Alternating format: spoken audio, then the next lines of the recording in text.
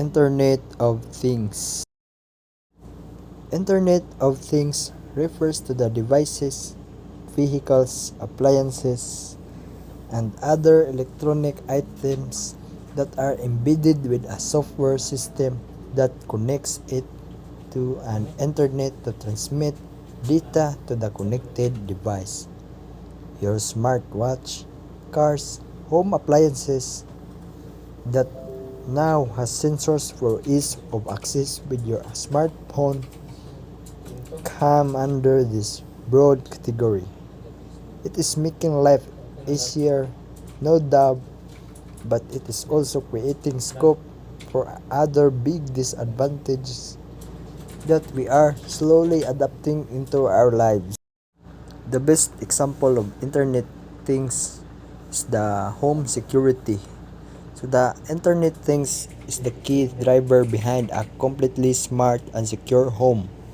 So Internet of Things connects a variety of sensors, alarms, cameras, lights, and microphones to provide 24/7 security, all of which can be controlled from a smartphone. So for example, the Ring doorbell camera security system allows users to see, hear, and speak to visitors and their door via a computer, tablet, or mobile phone. So, kabantay mo tong balay ni kung TV na CCTV nag kuan sa iyang doorbell. So, nibawaan niya kung kinsa tong tao na dito ug mastorya niya. So, another example guys sa appliances. So, sa kanik aircon naka-off na siya. So, through ani nga app smart light.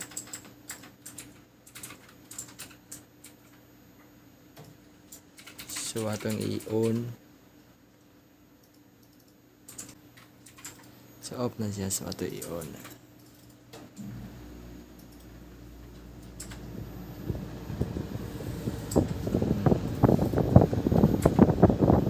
On na siya.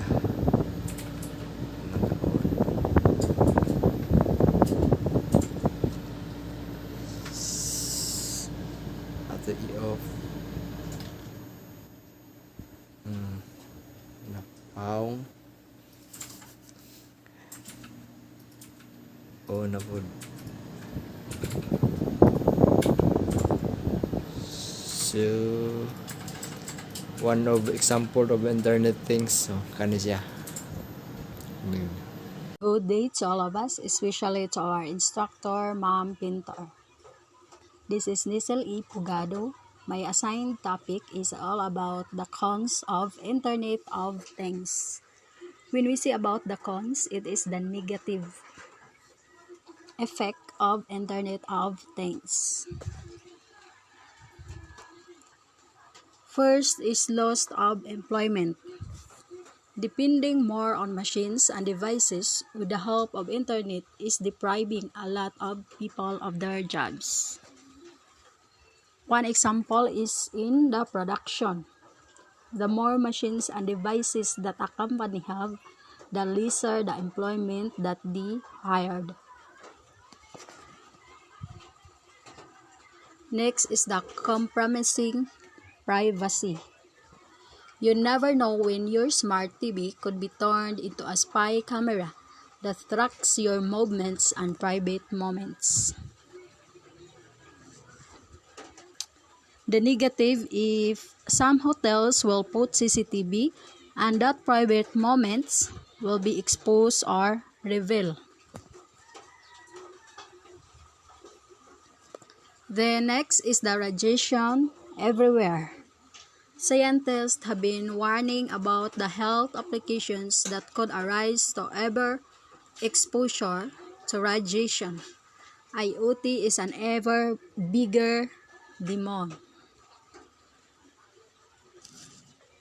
A very high level of radiation exposure delivered over a short period of time can cause symptoms such as nausea and vomiting within hours and can sometimes result in death over the following days or weeks. And the last is the dire consequences. bugs, malwares, and whatnot could get into your appliances and stop the more important work of you. It is the expressing bad consequences like viruses. Example of this when an apps and it takes longer to load. And also the hackers. Usually it may happen that your FB account may hack if you forgot to log out while you are living in the internet cafe. That's all and thank you. Good day everyone, and this is my presentation about where how does IoT work. So an IoT ecosystem consists of a web-enabled smart devices that use embedded systems such as processors, sensors, and communication hardware to collect, send, and act on the data they acquired from their environments. IoT devices share the sensor data they collect by connecting to an IoT gateway or other edge device where data is either sent to the cloud to be analyzed or analyzed locally.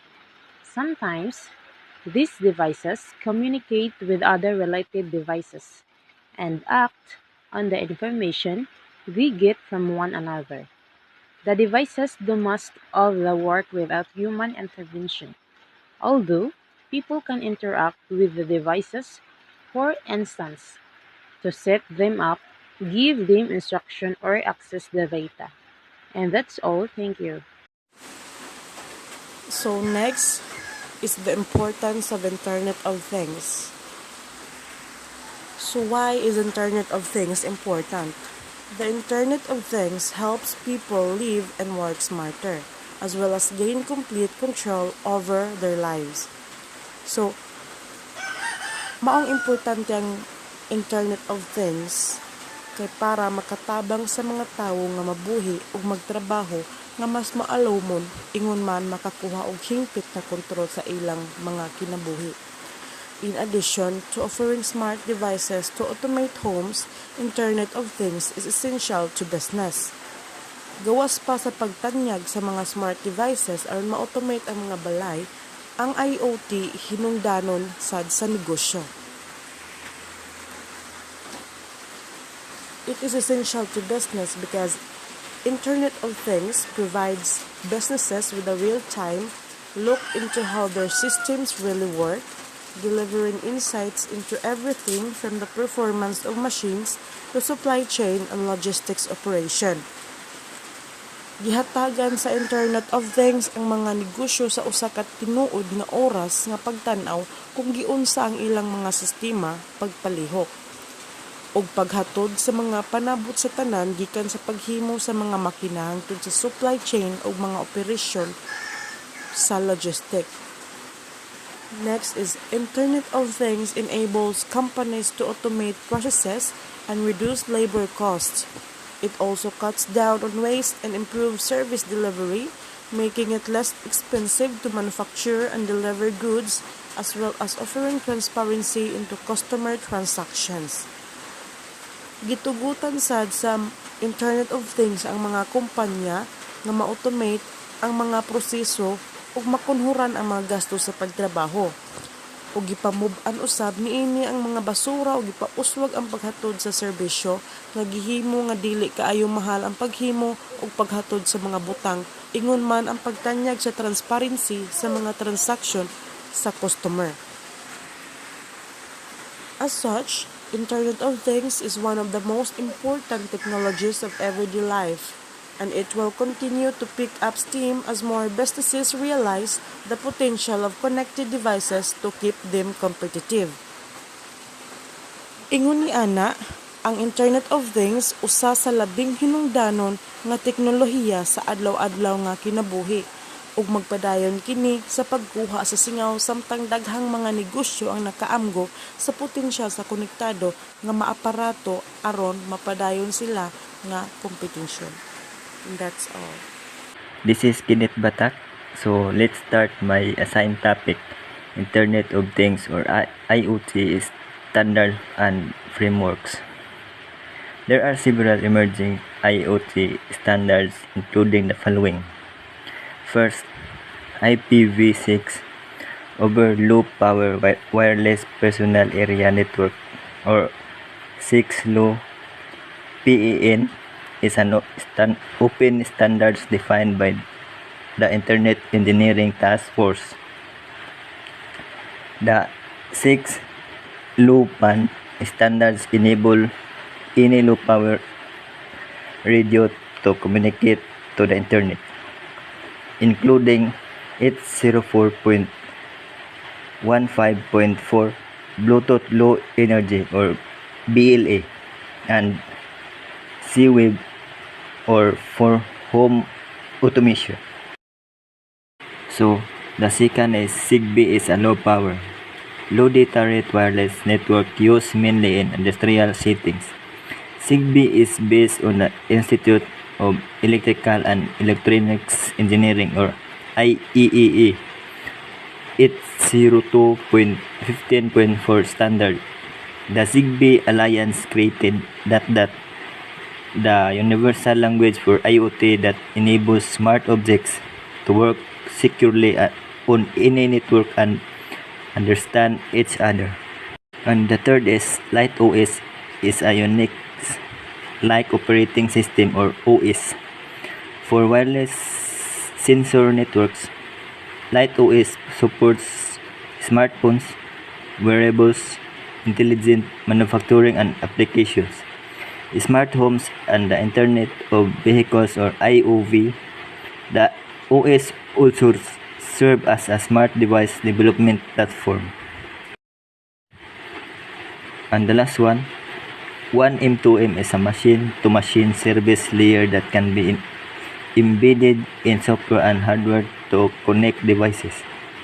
The global standardization body, 1M2M, was created to develop reusable standards to enable IoT applications across different verticals to communicate.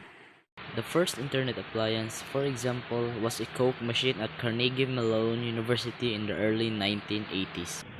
Using the web, programmers could check the status of the machine and determine whether there would be a cold drink awaiting them should they decide to make the trip to the machine. IoT evolved from M2M communication, machines connecting to each other via a network without human interaction. M2M refers to connecting a device to the cloud, managing and collecting data. The Internet of Things is also a natural extension of supervisory control on data acquisition. A SCADA is a category of software application programs for process control, the gathering of data in real time from remote locations to control equipment and conditions. SCADA systems include hardware and software components. The hardware gathers and feeds data into a computer that has SCADA software installed, where it is then processed and presented in a timely manner. The evolution of SCADA is such that late generation SCADA system developed into first generation IoT system. Good day everyone, I'm Ruel Bongo. My topic is all about data distribution service, advanced message queuing protocol, constrained application protocol, long-range wide area network.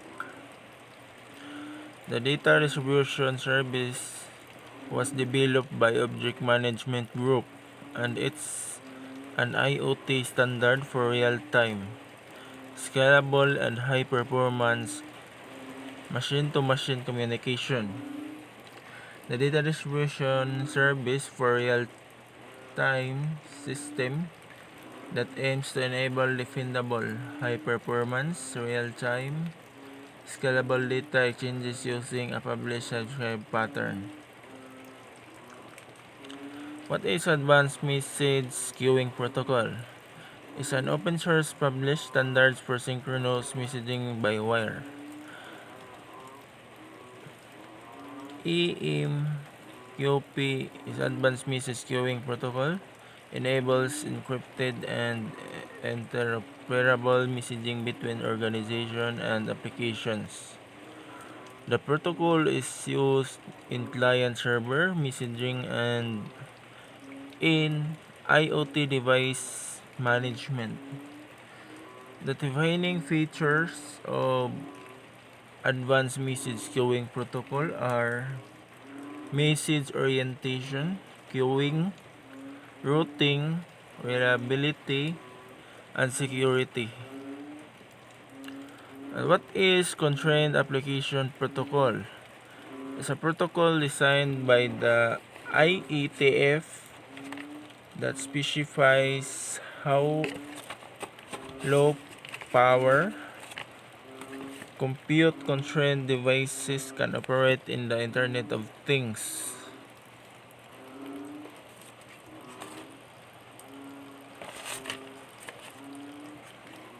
For example, for constrained application protocol is constrained application protocol uses UDP to transport information and constrained application protocol relies on the UDP security features to protect information. What is long range wide area network? SLURA 1 is a protocol for ones designed to support huge network such as smart cities with millions of low power devices.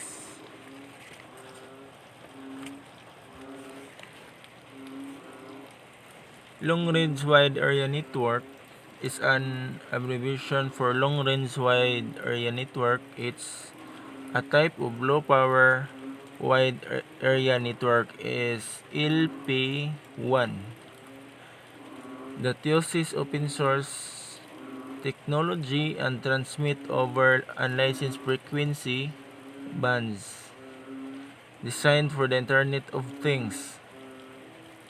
LoRaWAN technology provides a far longer range than Wi-Fi or Bluetooth connections.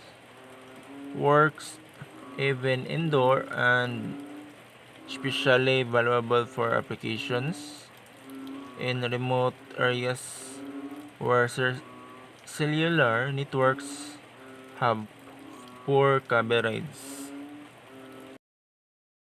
IoT frameworks includes the following: Amazon Web Services. IoT is a cloud platform for IoT released by Amazon. This framework is designed to enable smart devices to easily connect and securely interact with the Amazon Web Services cloud and other connected devices. Next is ARM Embed IoT is a platform to develop apps for IoT based on ARM microcontrollers. The goal of the ARM Embed IoT platform is to provide a scalable, connected, and secure environment for IoT devices by integrating embed tools and services.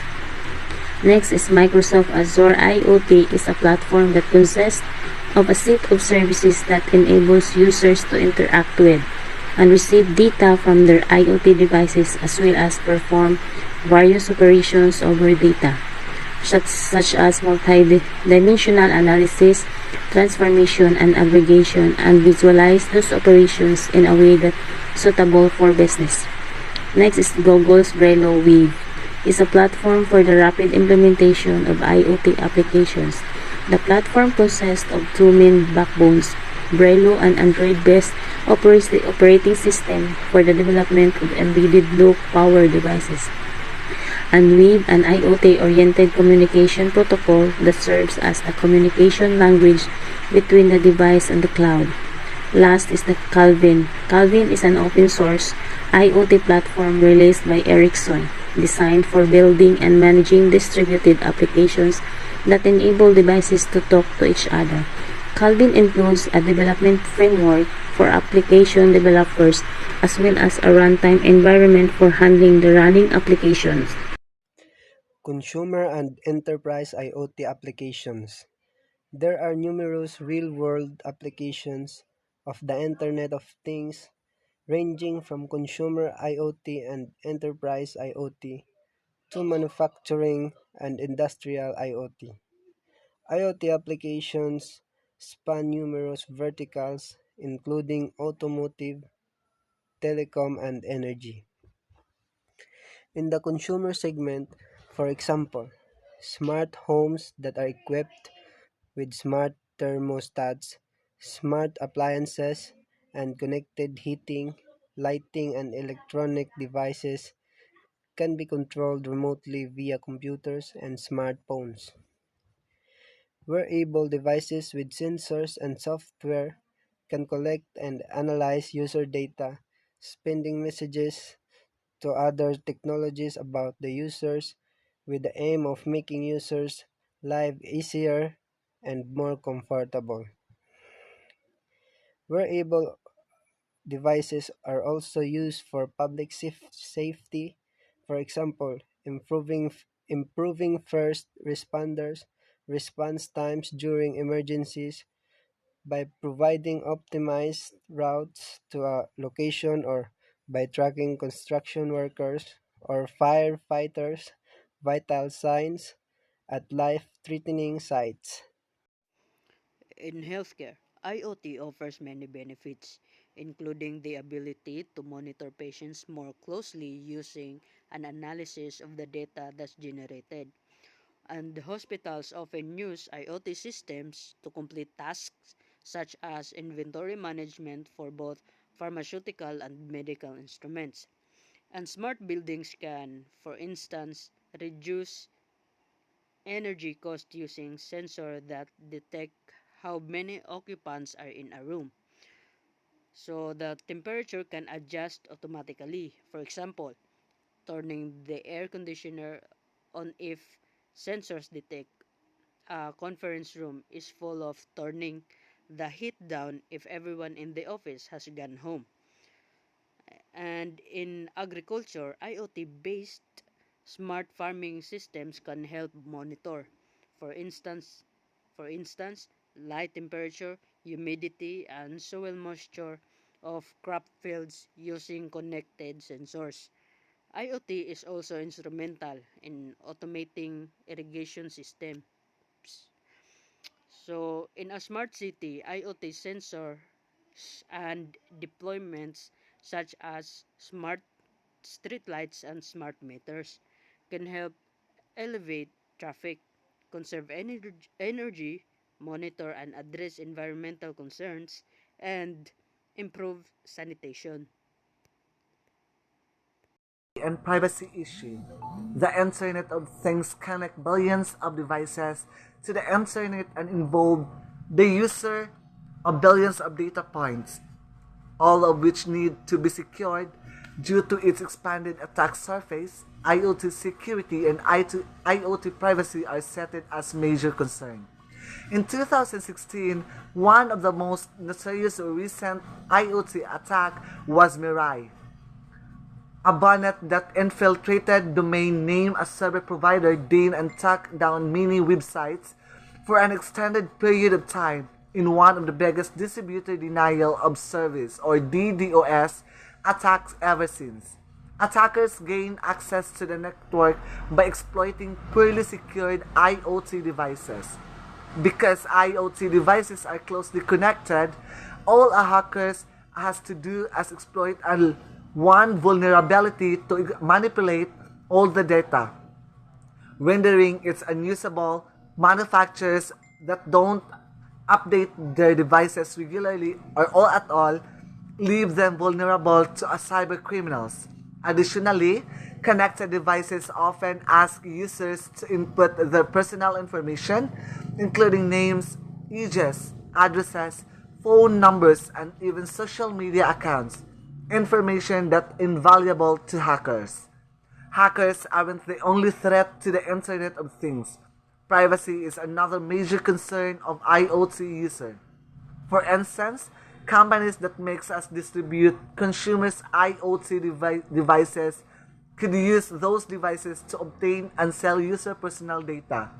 Beyond leaking personal data, IoT poses a risk to critical infrastructure, including electricity, transportation, and financial services.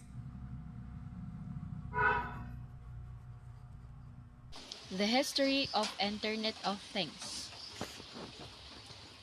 Kevin Ashton, co-founder of the Auto ID Center at the Massachusetts Institute of Technology, MIT, first mentioned the Internet of Things in a presentation he made to Procter and Gamble, P&G, in 1999, wanting to bring radio frequency ID or RFID to the attention of P&G seniors management.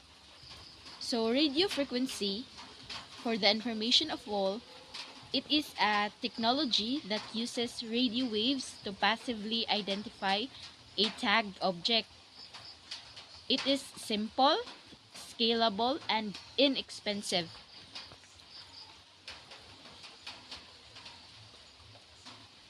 So example for radio frequency ID is the different types of tracking system, like particularly inventory tracking. So Ashton called his presentation Internet of Things to incorporate the cool new trend of 1999, the Internet. MIT professor Neil Gershenfeld's book, When Things to Start to Think, also appeared in 1999. It didn't use the exact term but provided a clear vision of where Internet of Things was headed. IoT has evolved from the convergence of wireless technologies, micro electromechanical system, or MEMSys, microservices, and the Internet. The convergence has helped tear down the silos between operational technology and information technology, enabling unstructured machine-generated data to be analyzed for insights to derive improvements. Although Ashton's was the first mention of the Internet of Things, the idea of connected devices has been around since the 1970s, under the monikers embedded Internet and pervasive computing.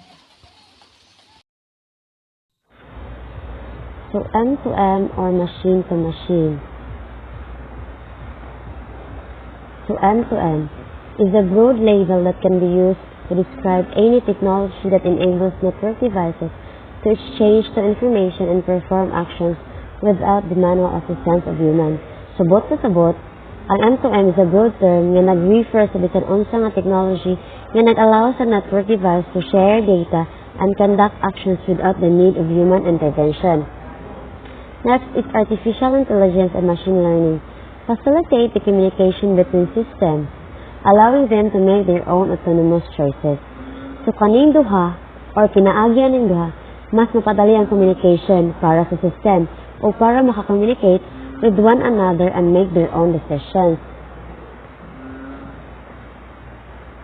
M2M technology was first adopted in manufacturing and industrial settings, where other technologies such as CSADA and remote monitoring remotely manage and control data from equipment. So, ang M2M technology may pinakaunang gigamit sa mga manufacturing and mga industrial settings. M2M has since found application in other sectors such as healthcare, business, and insurance. So, ang M2M SAD mooy gigamit sa mga various industries sama sa mga healthcare, insurance, mga business, and so on. And M2M also, the foundation for the Internet Things. So, si M2M sa di ay mooy base sa Internet Things. So, example sa M2M is the vending machine. So, diba, as we observe, the vending machine, diba, igo rata mo, for example, igo rata mo hulog, then the rest, the machine na ang mubuhat or mubuhat sa kanang, or mupagawas sa kanang kuan. For example, kanang vendo coffee, di ba? Imuhog ka na, di ba, ang machine na pagawa sa baso. So, mao na si machine to machine or mao na example ni M2M.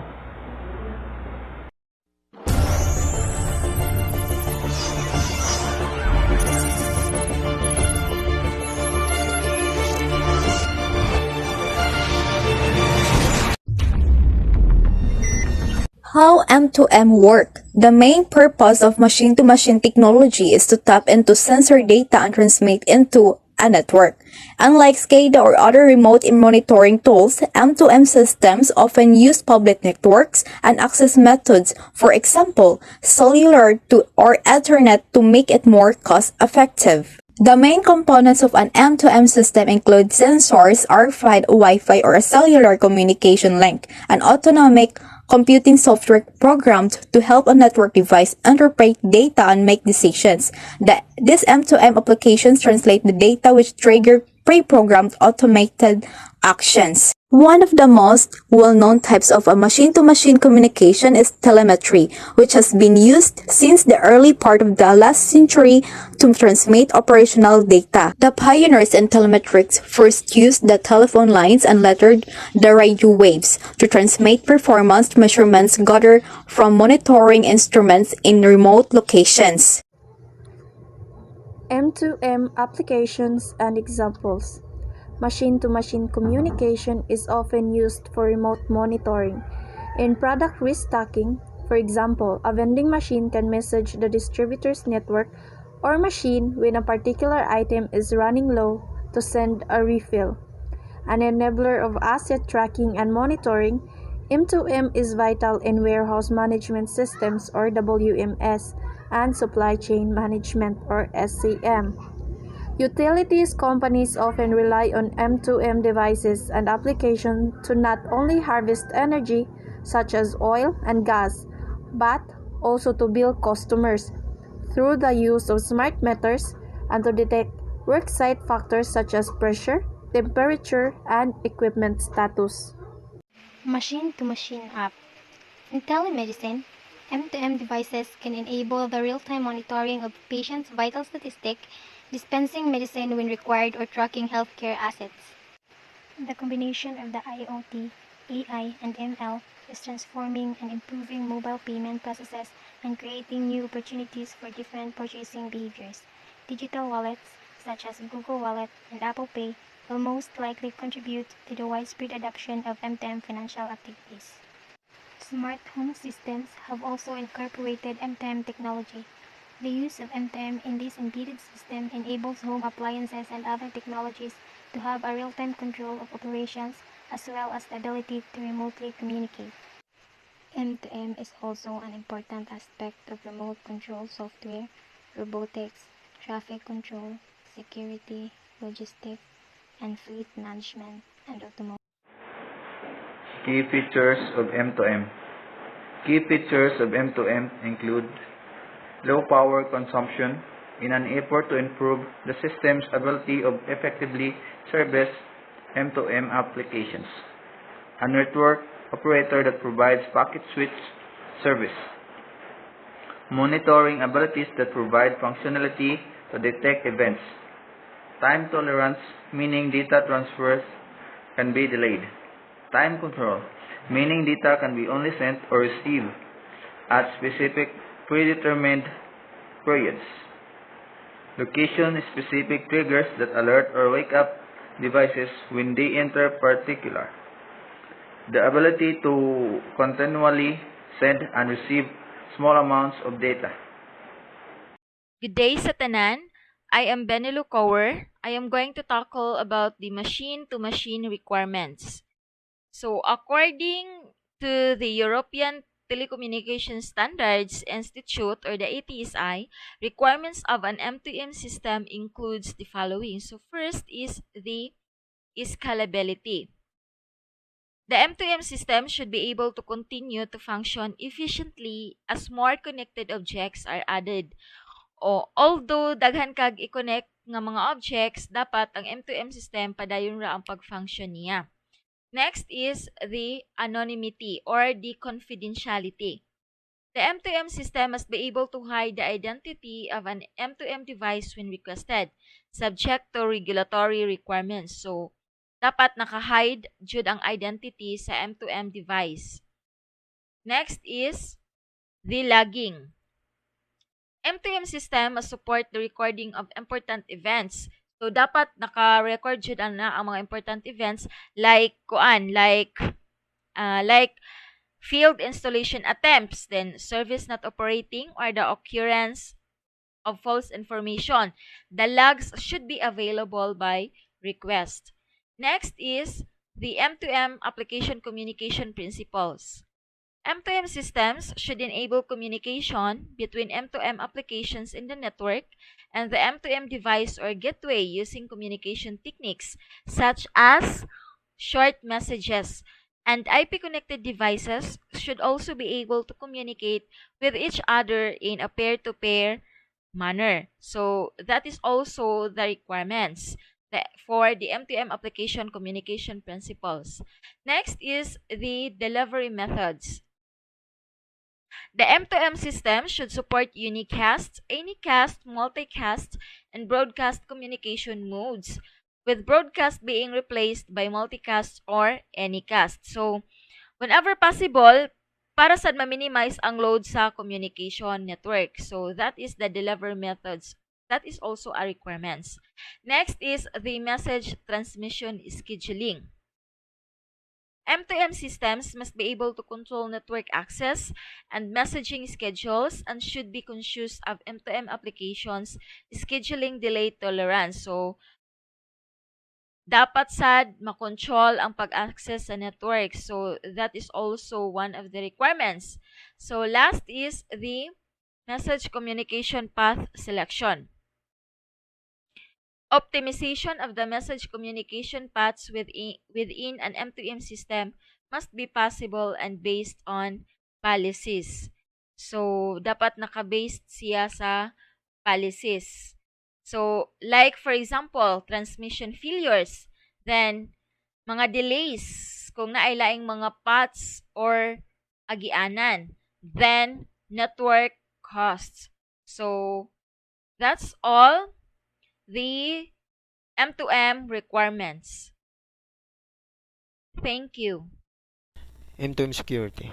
Machine-to-machine systems face a number of security issues, from unauthorized access to wireless intrusion to device hacking. Physical security, privacy, fraud, and the exposure of mission-critical applications must also be considered.